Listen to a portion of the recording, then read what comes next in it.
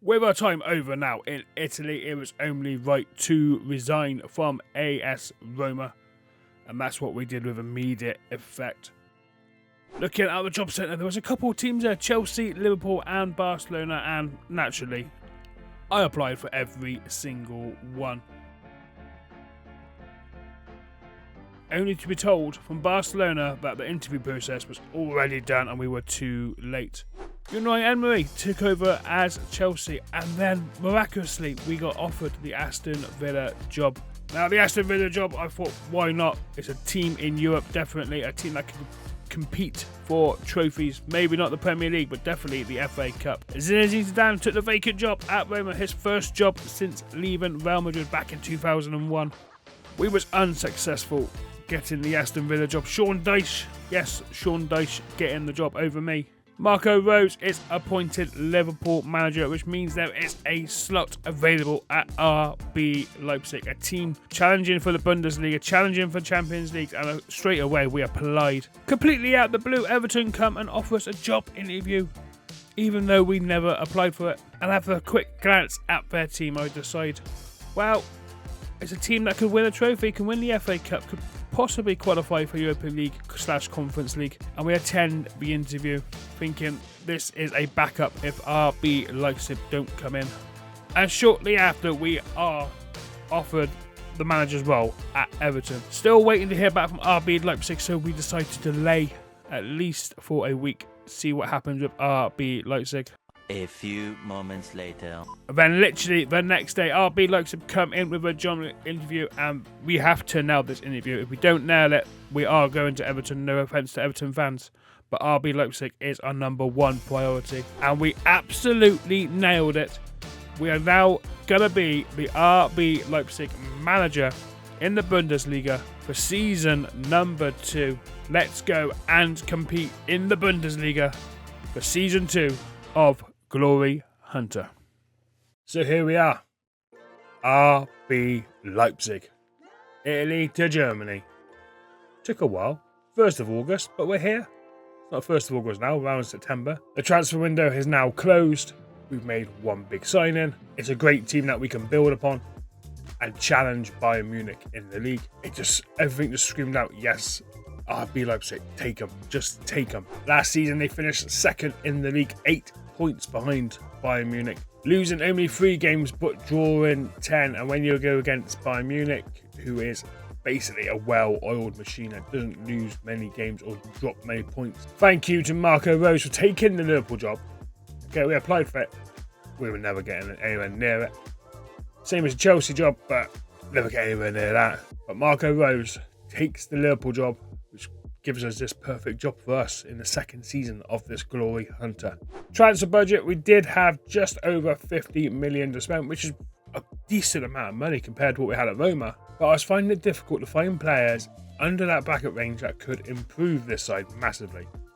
Because there's not many players that need improving because they're young.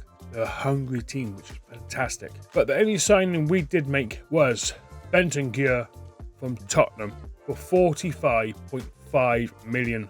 The reason why we brought him in is because Danny Olmo's gone before I turned up, and we also lost. Schagler's gone to Manchester United, another holding central midfielder, which is what we needed, pivotal for this side. He went to Manchester United before I turned up. I think this is why we had the 50 million in the bank. Okay, he's a little bit older, he's 27 years old, but his mentals and his technicals are off the chart, and he fits into this side perfectly in that holding central midfielder role, which we are carrying on using from the Roma team, because let's face it, we overachieved with Roma using this tactic. Will we be up there with this tactic with RB Leipzig? Going to our pick a best 11. It is international break at the moment, so ignore the little wing. But it's a decent squad, and we have 2 of the most exciting strikers in the game. Benjamin Sesko, Opena up front as well, working together. It's going to be magical. My only concern I've got is the goalkeeper. We were looking at another goalkeeper, but unfortunately he went to Liverpool. Is one of those things. Defensively we're solid. Midfield we're solid. Maybe another winger on the right we can look at next season. Maybe on the left as well, because Timo Werner's there. But he has been doing well. So far in the Bundesliga, it's been a perfect start for us. A 2-1 win over Hoffenheim, followed up with a 2-1 win over Heidenheim, and then smashing Augsburg 3-0. We've yet to face anyone big, but 3 wins from 3 games is all we can do. Our Champions League group league phase has been drawn, and we've got some very difficult games. Liverpool, Villarreal, Genk, Feyenoord, Manchester City, Arsenal, Anderlecht, and PSV. Out of those 8 games, I'm expecting at least 5 places where we can pick up points. Liverpool, Man City, and Arsenal might be a tough ask, but hopefully we can get out of the league phase. We also started well in the DFB-Pokal, winning 7-0 over Hamburg. Quite a simple, easy game. We don't play now until the end of October for the second round, and that's against Augsburg. But I'm feeling fairly confident that we can do stuff this season. So we've got to win the Bundesliga, we've got to win the DFB-Pokal and the Champions League. It's going to be a tough ask. Bayern Munich ain't going to be pretty. We're currently top of the Bundesliga on 9 points. Everyone else seems to be dropping points around us. We have yet to drop any points, but it's only 3 games been played. There were 31 league games. Can we go unbeaten? That might be a nice achievement to have. Going unbeaten in my first season in Germany. Highly unlikely because this is the Bundesliga. It's a very good league. We just got to hope we don't have no big injuries.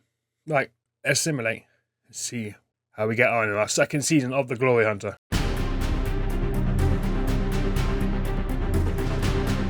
In September, we started off our Champions League campaign. Unfortunately, losing 2-0 to Liverpool. Nunez and a Luis Diaz cracker was enough for them to get all 3 points. But then we faced our big rivals Bayern Munich, and they slaughtered us 4-1. Tell, Gnabry, Kimmich, Min-jae with the goals for the Bundesliga favourites. We did get a consolation through Lupa, but Bayern Munich were too strong in the end, and we finished losing 4-1. In October, we thought the tides have changed, where we win 4-1 against Villarreal in the Champions League. Openda getting us underway before Mourinho gets a equaliser. 2 goals from Elmas puts the tie at 3-1 before Sesko finishes the scoring, and we win 4-1.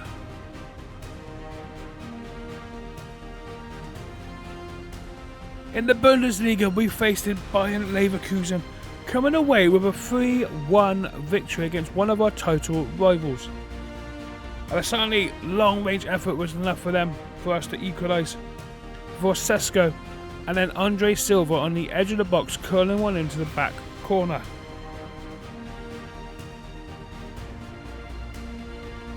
There was a shock defeat against Genk, but we didn't basically turn up, losing 3-0.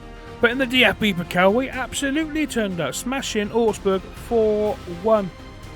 Sesko, Bill for them from the penalty spot. 2 goals from Elmas and Sesko from the penalty spot, wrapping the scoring up before half-time, and we go through to the next round.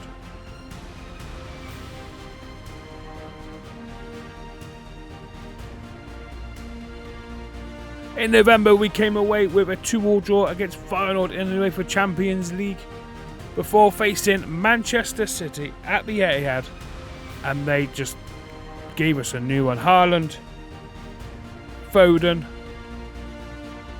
We do pull a goal back through Sesko, making it 2-1 bit more respectable before Bob in the 89th minute, wrapping up the score and then giving Man City all 3 points. We faced Mainz back in the Bundesliga, and one of the goals of the season contenders by Biashirbu. It was just breathtaking, top corner finish, walking away with all 3 points. December, we kicked off with a DFB-Pokal tie against Hoffenheim. A Lukaku own goal, a Timo Werner with an equaliser, and then in the 108th minute of extra time, Elmas steps up, putting the ball in the back of the net, and we go through to the quarter-finals. Champions League time again, and this time we faced Arsenal at the Emirates and we got our asses handed to us, losing 5-1 with goals from Odegaard, Bruno Fernandes, somehow they signed him for Manchester United, Declan Rice, Sesko gets on the score sheet for us, but 2 late goals in injury time by Leandro Trossard made the tie a little more comfortable than it was. Arsenal winning 5-1 and our Champions League campaign could be in tatters.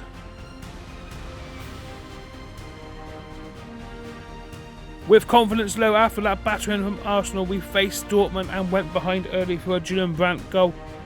But Sesko, he was having none of it, came back up with 2 goals to give us a 2-1 win over a very, very top team.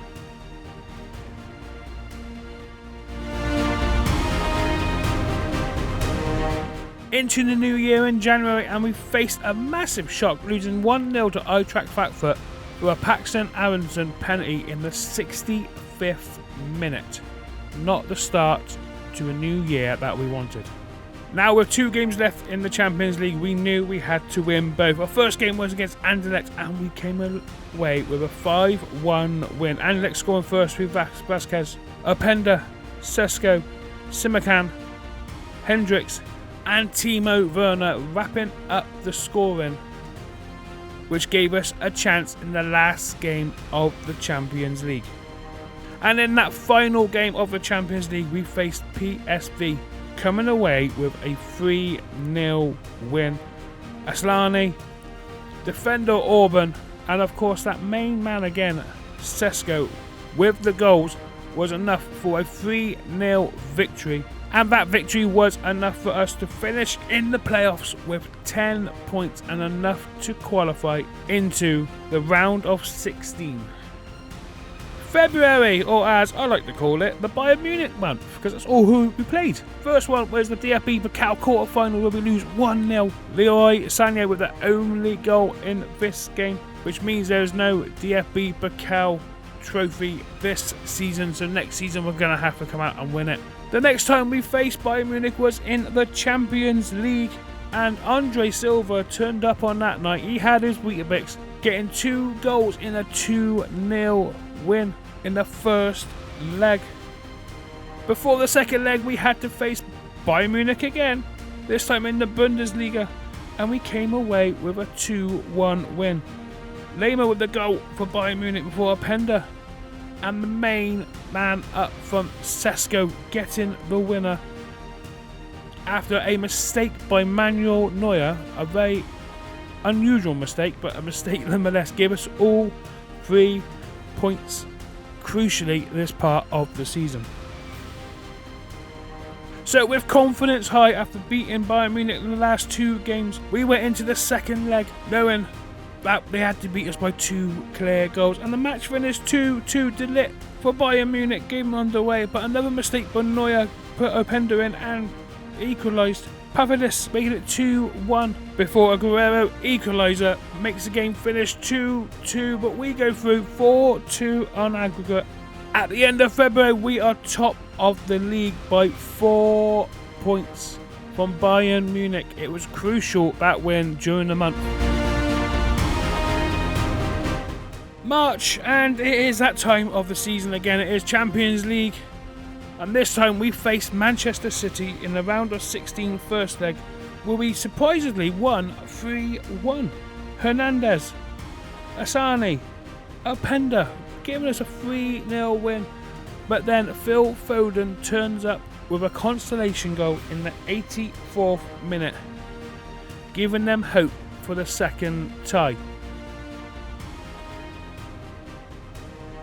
And in the second tie, Phil Foden again gave them hope with an early goal before Bob levelling the scores on aggregate, and then a McAtee finish with a bit of a goalmouth scramble, making it 3-0 on the night, 4-3 on aggregate, before Pavlidis gets a goal back and sends the tie to penalties. Sesko steps up first and Ortega saves. All the other penalties were unbelievable, and it fell down to our last man, Elmas, to score to keep us in it, and unfortunately Ortega saves, and it means we are out of the Champions League at the round of 16 stage, losing 4-2 on penalties against a very, very strong Manchester City. In April, with nothing else to worry about now, just the league, we faced Werder Bremen, coming away with a 2-0 win. A Pender and a Sesko penalty was enough to give us all 3 points. We also smashed Freiburg 5-2, giving this title challenge a real going. With a Pender getting himself 2, a Sesko making it 3 before 2 goals from Holder make it 3-2, and a bit of squeaky bum nervous time before a Simakam volley, and an unbelievable volley makes it 4-2, and then a Pavlidis finishing off the scoring. With 3 games left of the season, we are 9 points clear, knowing that a single point will be enough to claim the Bundesliga. With 3 games remaining and 1 point needed, we head into our toughest game of the 3 fixtures, Borussia Dortmund. The players are up for it, the fans are up for it, and boy did our players turn up for this one. A Pena with a goal in the 16th minute for a nice 1-2, but Dortmund equalised for Fulcrum. It's a great finish in the end. We take a 2-1 lead in the 24th minute, with Kosterman with a bit of a mistake at the back for Dortmund. Werner has a shot, it's a great save, but it falls to a Pena on the volley, making it 3-1 in the 40th minute. Second half, and a penalty is given for handball in the box after a VAR check. Good old VAR. Sesko steps up, and you guessed it, what Sesko does. Puts it in the back of the net, and it is 4-1 before the hour mark. But the scoring wasn't done there. 5 minutes later, Timo Werner gets on the score sheet. He's had an unbelievable season. The full-time whistle goes. And ladies and gentlemen, RB Leipzig are the champions of the Bundesliga. And that is another trophy added to our trophy cabinet.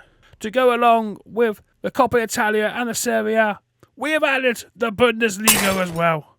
What a season. What a team. Would you, Adam, and bloody believe it? We won the Bundesliga in our first season at RB Leipzig. Win the league on 80 points, 9 points clear of Bayern Munich. 25 wins, 5 defeats, 4 losses. Wow, wow, wow. Unbelievable. Leverkusen come in 3rd place on 61 points, 20 points off us pretty much. And then come Borussia Dortmund in 4th on 60 points, picking up the final Champions League spot. So that is now another trophy ticked off on our glory hunt now. Serie 1, Coppa Italia 1, Bundesliga 3 trophies in 2 seasons. Unfortunately, we did get the DFB-Pokal, losing to Bayern Munich in the quarterfinals, who win it on penalties against Hertha Berlin. So that's 1 trophy we didn't win, which means possibly we're going to have to stay here another season just so we can try and get this DFB-Pokal trophy in the bag on the trophy cabinet. Also, Champions League, losing to Manchester City on penalties. We faced them in the group stage. They smashed us in the group stage. But losing on penalties to them as well, it's a hard one to take. But we have qualified again for next season. We've also got the FIFA Club World Cup. We're not interested really in that. But wow, what a season we have had. Koito with 19 goals takes the golden boot. Sesko's there just behind him on 18. Average rating Sesko, Openda, Simakam. We have our players in the top 5 for average ratings. Players of the match, Sesko on 7 wins that as well. Clean sheets were nowhere near. That's one massive thing we got to look out for next season, is a new goalkeeper. I do think our keeper is a little bit weak, and that's our weakest point, so that's one of the major signings we're going to have to make. Assist, Simakam with 12 assists from a centre-back / right-back. 12 assists is massive, and yellow card's not worried about that. Bentancur's got 11, but he's there to win the ball in the defensive midfielder role. He's going to pick up cards in the final centre. Squad-wise, we've got what? Top of the scoring charts was Benjamin Sesko of 28 goals in 37 appearances. He is going to be looking as an unbelievable player. He's not really improved much. Don't think he's improved at all. He is wanted by Manchester United and Milan, but he does have a release clause of 120 million. It's going to take that for me to sell him. Openda, 21 goals in 30 appearances, 5 assists. It's a great season for Openda. He's slightly improved his dribbling, but he's only 25 years old. He's wanted as well by Manchester United, Newcastle and Milan. 70 million there. Has a release clause of 73. See if we can hold on to him. Timo Werner, 12 goals and 13 assists in 37 games. What an unbelievable season he has had. That's skyrocketed his value. Next up, we have Andre Silva, who is wanted by Lyon. Available for around 30 million. 10 goals in 15 appearances. 2 assists. It's a great season. And the rest of the goals are all spread out equally. Average ratings. Who got the best average rating? Openda, apparently 7.38. Francesco Simracan. What a defender this man is. What I said, centre back and right back, and he's unbelievable. What an unbelievable season. 15 assists in total in 42 games. What we got to spend? 25 million with 80% transfer revenue. So we do sell some players. I did see we had some unhappy players who maybe didn't get enough appearances. Nothing out there that screams to me I need to leave RB Leipzig. Fulham, relegation 18th. We won the Premier League. Man City. Everton are 4th. Who took over at Everton? Vincent Kompany. Wow. I thought that might have been too much of a rebuild to make, but finishing in 4th. Fair play. Aston Villa finished in 13th after rejecting me. After going for... It wasn't Daniel Farker. It was Sean Dyche. So what happened to Sean Dyche? Sacked early as well. Sacked in March. Wow. Well, Aston Villa, there you go. That's your own fault for that one. I think we'll stay at RB Leipzig for another season. Try and get that DFB-Pokal. Possibly a Champions League. And who knows where we end up after that, after next season. But if you have enjoyed today's episode, please smash that like button, comment down below, and subscribe if you're new around here and want to see more of my FM24 content. Until next time, take a stay, look after yourself, and I'll see you all for Season 3. Toodaloo.